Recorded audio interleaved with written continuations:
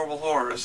Tonight we'll be discussing the 1979 horror classic, Black Christmas. A fantastic film about an alcoholic Lois Lane, her boozing sorority mother, and the rest of the gang getting obscene phone calls and eventually being murdered. Before we get too far into this episode, though, I feel like I should warn you that this particular film has a lot of foul language in it, so if you find yourself offended by that, I suggest you switch to another episode. Now, on with the film. An interesting thing about this movie is how it deals with its psycho. The killer in this film is essentially just a madman who picked this particular sorority house to slaughter. However, you see very little of the guy. In fact, most of his scenes are shot with you seeing things through his eyes, even the killing scenes. As you can see, there's some genuinely disturbing stuff going on in this movie. You tell what we did, Agnes.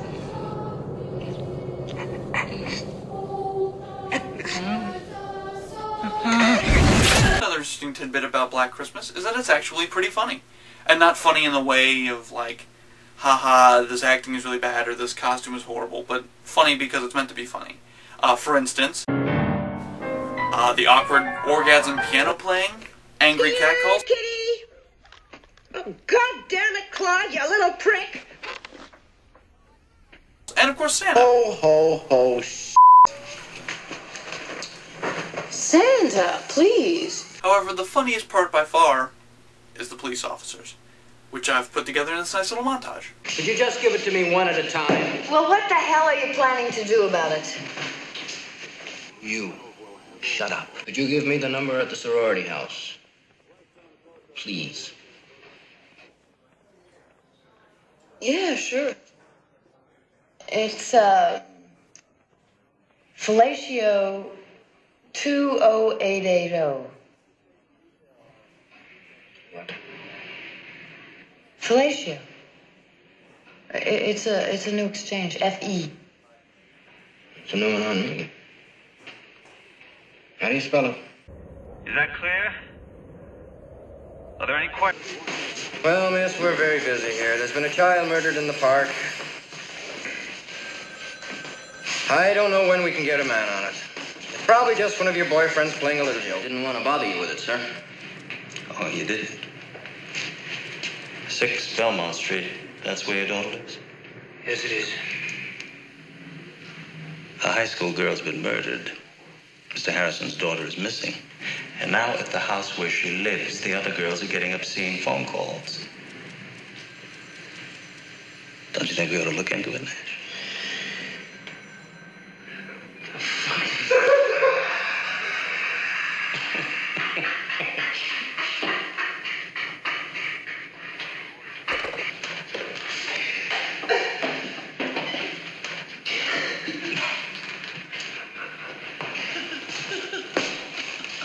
Sergeant Nash, could I speak to you for a minute? Yeah, sure, Lieutenant. What's this? Well, that's the number at the sorority house. Fellatio? Yeah, it's a new exchange. FE. New exchange? Yeah, Felicia. One of the girls that was in this afternoon gave it to me.